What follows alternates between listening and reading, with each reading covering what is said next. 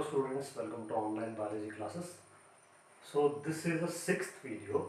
In that one we are going to cover the types of pollination based on agents. Clear?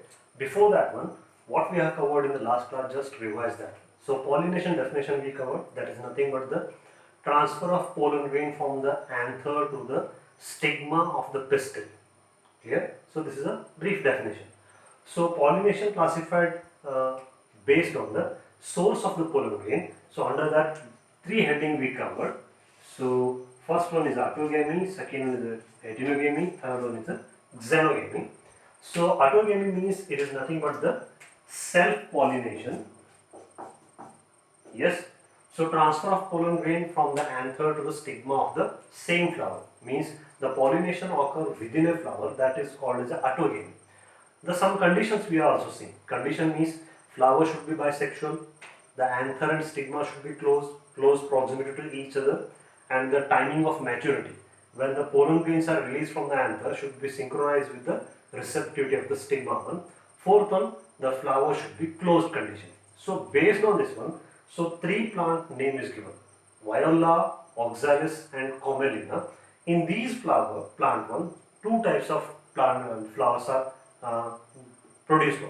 The flower which will open and expose its anther and the stigma to the external condition, such flowers are called as a chasmogamous. This is open flower. Means in this case, autogamy possibility reduced one and cross pollination possibility increased one. So when it is the clistogamous is a completely closed one. Means the flower which does not open at all, here means it is closed condition. So the clistogamous flowers are invariably autogamous only. These are the conditions which will fulfill the means which are required for the autogamy. Next one, geitonogamy or geitonogamy. If the pollen grain transferred from the anther to the stigma of another flower of same plant, then it is called the geitonogamy. So functionally it is a cross pollination because they require the pollinating agent, but genetically they are the self pollination. So means genetically this is similar to this. Clear? So next one is a xenogamy, means so transfer of pollen grain from the anther to the stigma of the another flower of different flower of different plant only. So this will take place between the two different plants. So either within the same species or sometimes different species. Xenogamy means roughly it is a cross pollination. Clear? So this is a one type of classification. Next one, the types of pollination based on the pollinating agent. This is a different aspect. So for this pollination and this pollination, we require agents. So which type of agents are involved in the pollination, based on that one classification is carried out. So pollination broadly classified into based on agents, abiotic agents and biotic agents. Abiotic means so non-living agents are there.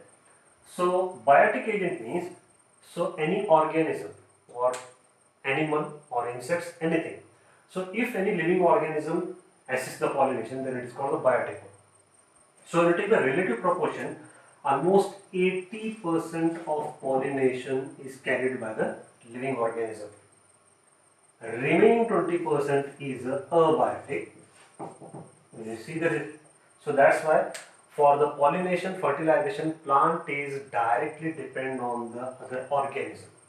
So when you take the abiotic factor, in this only two types of agents we are going to cover.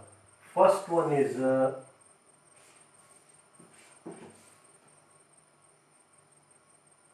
wind pollination,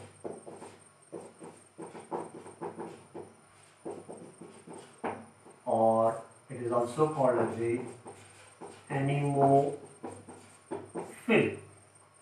Second one is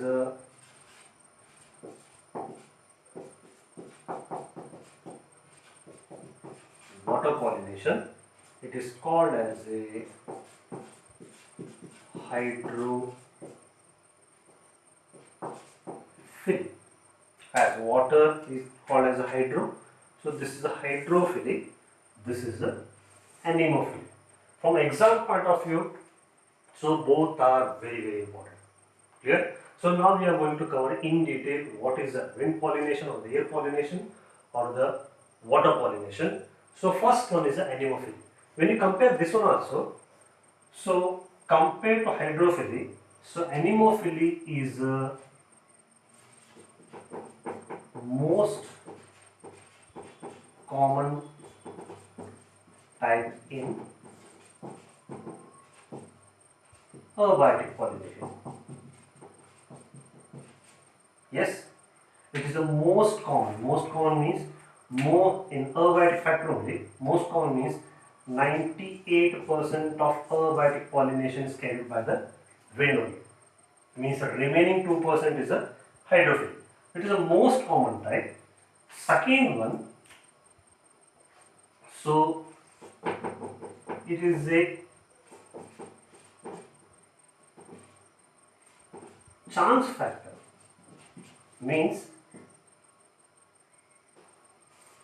chance factor means wind pollination will not give the guarantee that the pollen grain will fall on the compatible stigma. Sometimes it is a directionless and it is a wasteful process.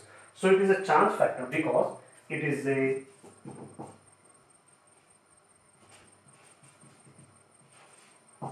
directionless and wasteful mechanism. So indirectly, so if it is a directionless and the wasteful mechanism, to compensate this one means large amount of pollen grains are lost anyway. Clear? So that's why to compensate this one. So this plant, the plant which is dependent on the air for the pollination, they have to produce a large amount of pollen grain to compensate this loss one. So that's why the pollen grain number produced in this case is very, very large. Millions of pollen grains are produced. So this is one condition. So this is one criteria. Now features of the wind pollinated flower. So this is the most important one. Features of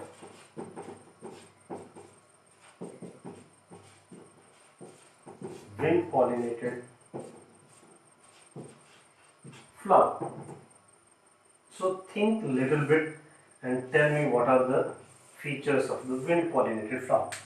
Features means in most of the cases flowers are inconspicuous.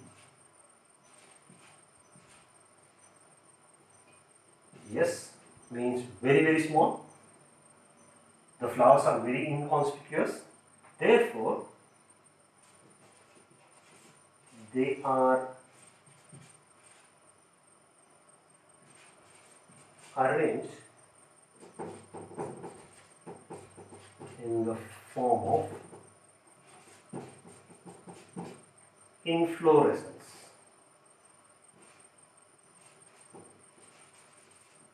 Clear? Means in this case flowers are very, very small. So to that's why to enhance the rate of pollination, so most of the cases flowers are arranged in the form of inflorescence, in the form of bunch. Clear? So this one. Second one, flowers are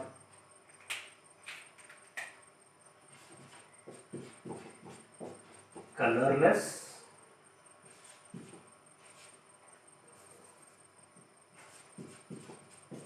odorless and nectarless. Try to understand this one. So wind is a abiotic factor. So that's why flower is not interested to invest on most of things on the color, odor and the nectar. So that's why most of the wind pollinated flowers are the colorless one. They are not bright in color. So even smell is not there. Even they will not produce the nectar. So this is a one character. Third and the most important character,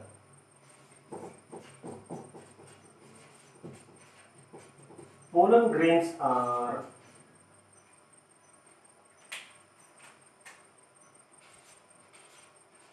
small,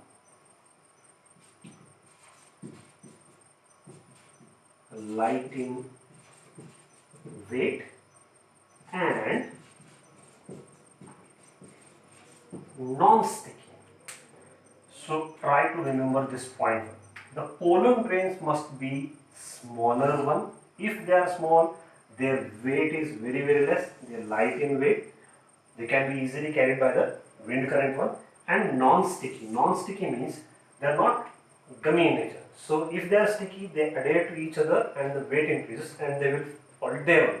So that's why pollen grains which are produced in the wind pollinated flower. So they are small in size, light in weight, and non-sticky. This is the most important character. Next one, in this flower, so this first, second, third character, fourth,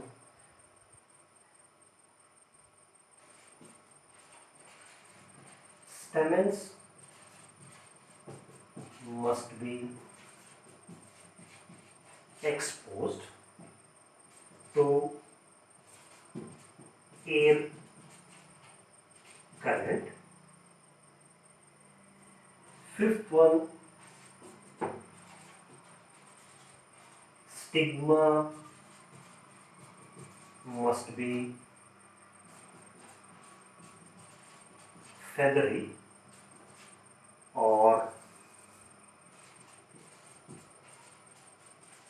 branched to trap the pollen grain. One more character, sixth one. In most of the cases,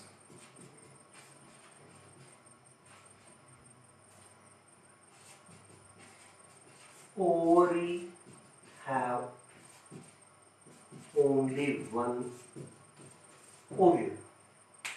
So try to understand. So what are the features of wind pollinated flowers means? First one, the wind pollination or the air pollination of the anemophily, it is the most common type of abiotic pollination. Almost 98% of the abiotic pollination carried by the wind only. The remaining 2% is the hydrophilia. So it is a chance factor, means the wind will move any direction. That's why. So this is a directionless and the wasteful mechanism. So that's why large amount of pollen grain is lost. To compensate that one, these flowers must produce the pollen grain is a larger one. So now what are the features of the wind pollinated flowers means? The flowers are inconspicuous, very small. So therefore they have to arrange in the form of attractive, means large inflorescence only. Clear? So they are present in the form of inflorescence only. They are not solitary flowers. Second one, flowers are colorless, odorless, and nectarless. Here, anyhow, these flowers not at all attract the where one, the wind will come anywhere. That's why flowers are colorless, nectarless, and odorless one. The pollen grains are small in size, light in weight, they are tiny in structure, and they are non-sticky. They are not gummy in nature. So this is the most important. If the pollen grains fulfill this character, pollen grain carried may be carried to the means thousands of kilometers from the original plant root. Next one, the stamens must be exposed to the air current to means disperse the pollen grain. Clear? Next one, stigma must be feathery and branched in nature to trap the pollen grain from the wind current. So for example, if you take the corn cob, at the anterior, the tassel is present, that is nothing but the exposed style and the stigma. Clear? So only to trap the pollen grain, such morphological adaptation is carried out. So most cases, the ovary have the only one ovule. Clear? So it is a single ovule. So these are the features of the wind pollinated flower. So in which plant the air pollination carried out means? So air pollination carried out in grasses. For example, when you take the rice, wheat, sorghum, barley, if you take any cereals one, in that one the inflorescence structure you can easily see. So in that one the pollination is carried out by the wind only. So this is a most common type So it is a chance factor. That's why it is a variable. So now switch on to the next one, water pollination. So similar to this only, water pollination means, so this is a most rare type.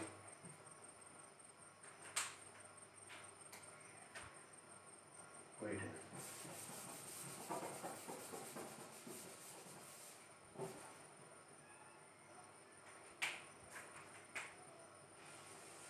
So water pollination.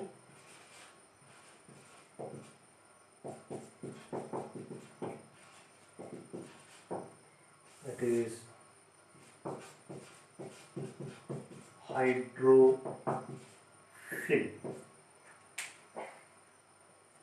It is the most common type of air pollen, means common type pollination, anemophilic. So when you compare this one, it is a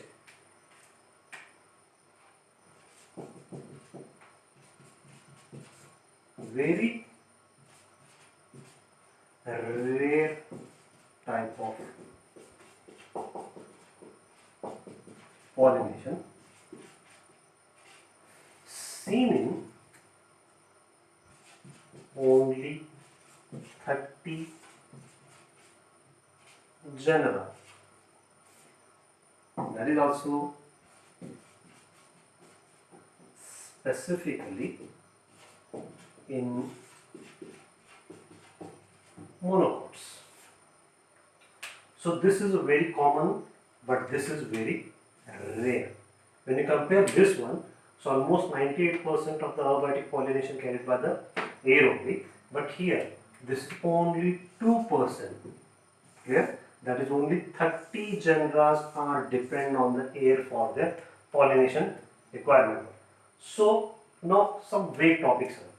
So when it is the air pollination or water pollination, if you consider the lower plants, for example, algae, bryophyte, pteridophytes, these are covered in the first year only. When you take the algae, most of the algae are the hydrophytes only. Chlorophyceae, phaeophyceae, rhodophyceae, if you see now, they are either living in the fresh water or the marine water. So to complete their life cycle or to complete the fertilization, the spores are produced, and spores are the motile and they have the flagella. Clear? The algae are completely dependent on the water medium for the fertilization purpose. Next come to the bryophytes. When you take the bryophytes are called as the amphibians of plant kingdom because to complete their life cycle, they have to depend on the thin film of water. Why means, so when the male gametes are released, male gamete or the motile, female gametes are present into the archegonium. So if the water medium is not there, fertilization also not take place in the bryophytes. That's why the bryophytes are called the amphibians of plant kingdom. When you take the pteridophytes one, so they are depend on the water medium only limited way. Clear? They also, their fertilization also take place in the water medium in some aquatic fish. Clear?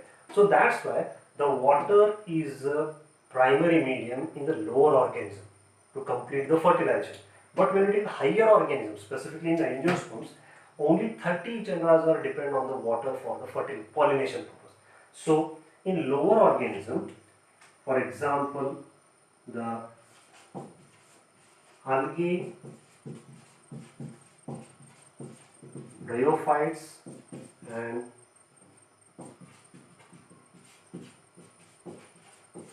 pteridophytes depend on water medium. That's why their distribution is limited. If you see the complete earth one, the bryophytes and pteridophytes are distributed limited. Wherever the water is present, wherever the damp condition is there, they will get these plants. So if it is a dry acidic condition, you will not get the algae, bryophyte, pteridophyte. Clear? So this is a one more fact. So next one, some examples are given. So if you take these 30 genera, some examples. When you take the plants, so the examples like in plants like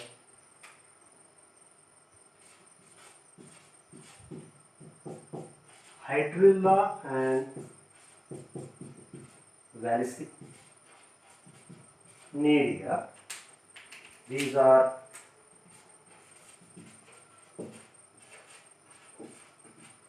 freshwater form, clear, in which hydrophilia occurs. Second one, when you take the sea grasses such as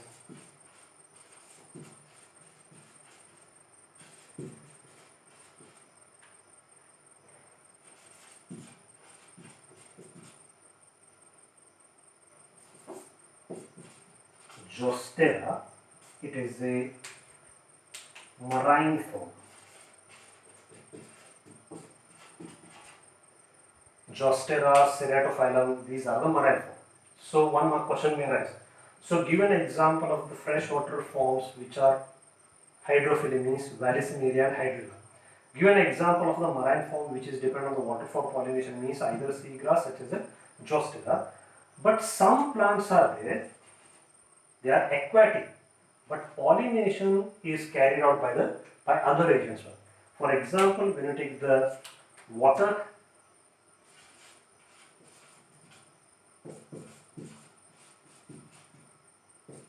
hyacinth and water lily, so they are aquatic but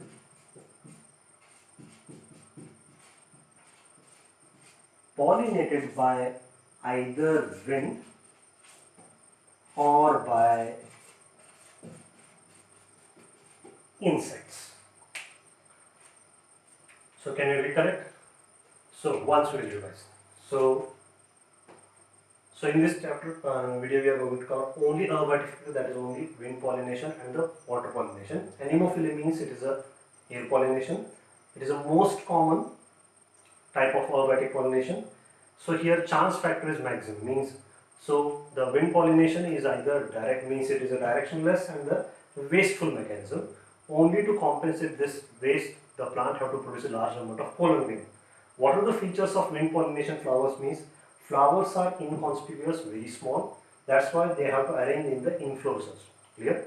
So next one, flowers are colorless, odorless, nectarless. Clear? So next one, pollen grains are small, light in weight and the non-sticky. Next one, stamens must be exposed to the air current. To expose means release the pollen grain. The stigma must be feathery and the branched in nature to trap the pollen grain. It is a main character. If you see the corn cob, so almost tassels are present. Even in the sugarcane also the tassels are visible. Next, in most of the cases, the ovary have only one ovule. So these are the features of the wind pollinated flower. So this is the important one, it carry 3 marks. Wind pollinated flower. When it is hydrophily, it is the most very rare case. Clear? So type of pollination seen only 30 genera. So that is also specifically in the monocotyledons. So when you take the lower plants such as algae, bryophyte, pteridophytes, their pollination and the fertilization, everything is dependent on the water medium. That's why their distribution and the diversification is limited. They are not widely distributed. Next one, when you take some examples they are mentioned, when you take the Hydrilla and Vallisneria. Now we are going to study the Vallisneria pollination in detail. The Hydrilla and Vallisneria are the freshwater forms. When you take the sea grasses such as Zostera, it is a marine form or a saltwater form. But when you take some examples such as a water hyacinth or water lily, so even when they are the aquatic one, the pollination is carried out by either wind, either by the insects. So this is the only brief history. Now we are going to cover the pollination in the Vallisneria and pollination in the Zostera with the help of figure. So we'll cover after the short pause.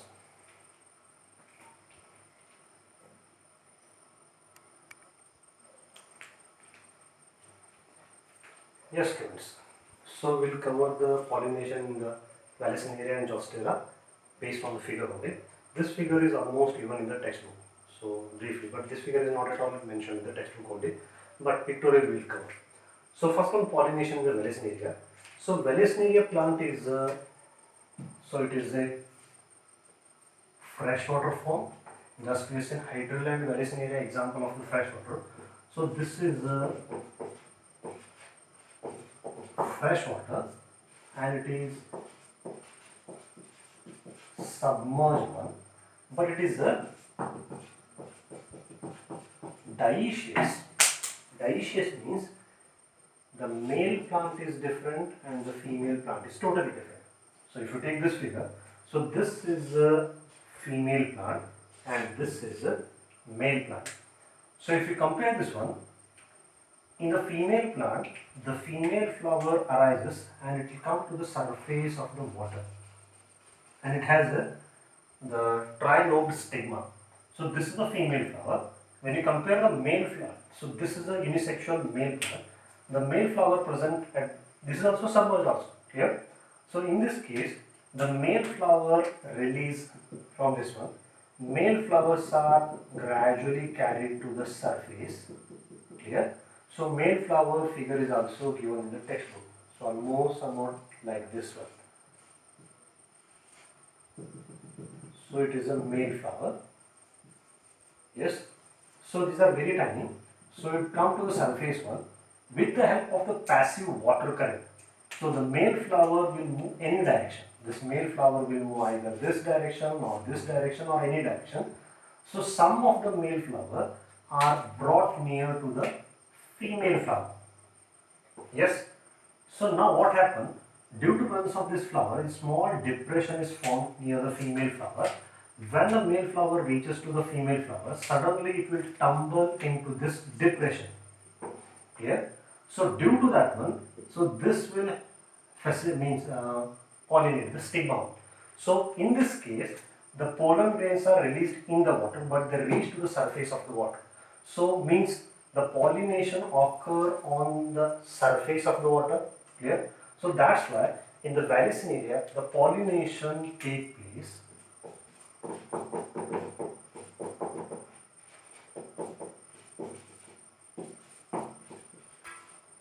on surface of water.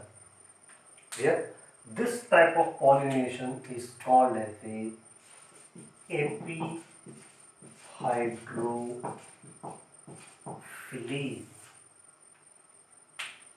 If pollination occur on the surface of the water, that type of pollination is called epihydrophily. Clear? So this is a typical case of Vallisneria. The plant are unisexual. This is a female plant. This is a male plant. Female flower reach to the surface. Male flower is submerged. They release the pollen grain. Pollen grains reach to the surface of the plant, and gradually, with the help of the water current, they reach to the female flower. After the pollination, now this flower, female flower, the stalk of this flower will swell. They will coil, and that will bring the flower inside the water. Clear? This is the main feature. So this is about the Vallisneria. So next one is the Zostera. Zostera is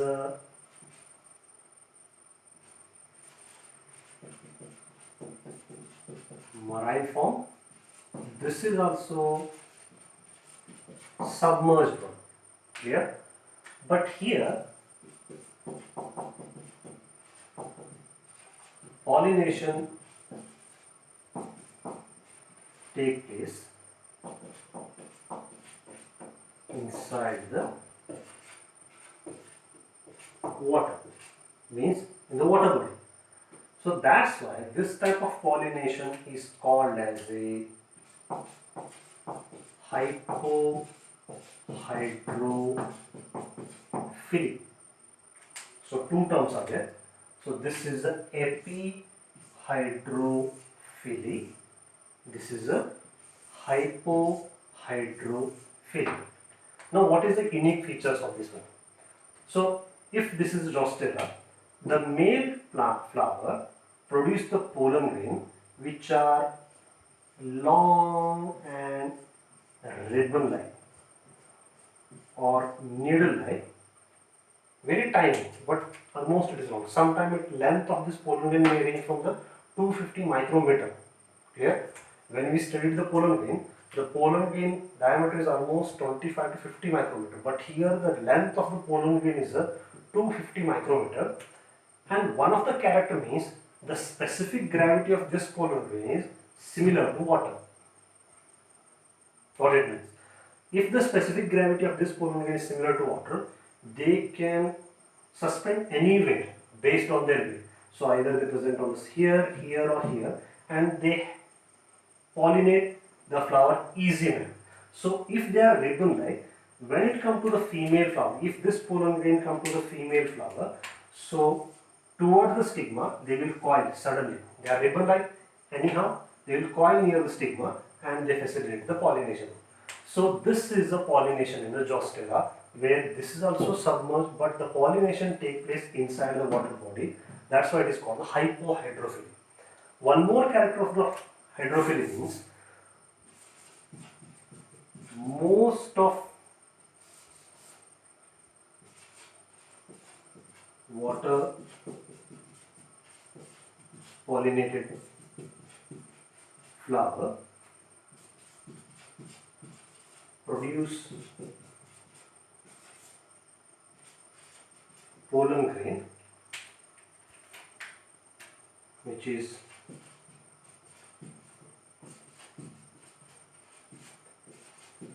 covered with mucilaginous covering, so which prevent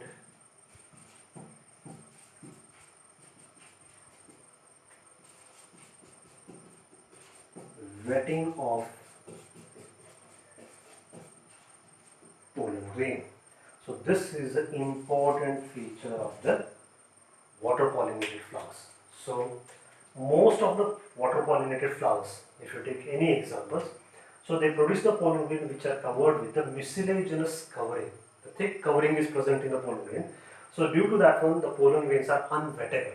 Means they prevent the wetting of the pollen grain. If the pollen grains became wet, means if water touches that one, so if they absorb the water, the weight of the pollen grain increases. They will settle down. So to avoid this one, pollen grains are little bit hydrophobic due to presence of this mucilaginous covering. So this is unique features of the water pollinated flower. So two terms are there. One is the epihydrophily, if the pollination occur on the surface of the water. So this is one type. Vallisneria, typical example. Venativa Zostera, here pollination take place inside the water. That's why it is a hypohydrophily. So difference means here pollen grains are carried by the water current on the surface of water. Here pollen grains are ribbon shaped and they have the specific gravity similar to the water. That's why they can pollinate at any level, at any depth. So this is about the water pollination. Clear? So in that classification, still biotic pollination is remaining one. The biotic pollination and the remaining topic we will cover in the next video. Till then, take care of yourself, stay safe and stay home. Clear? Till then, bye.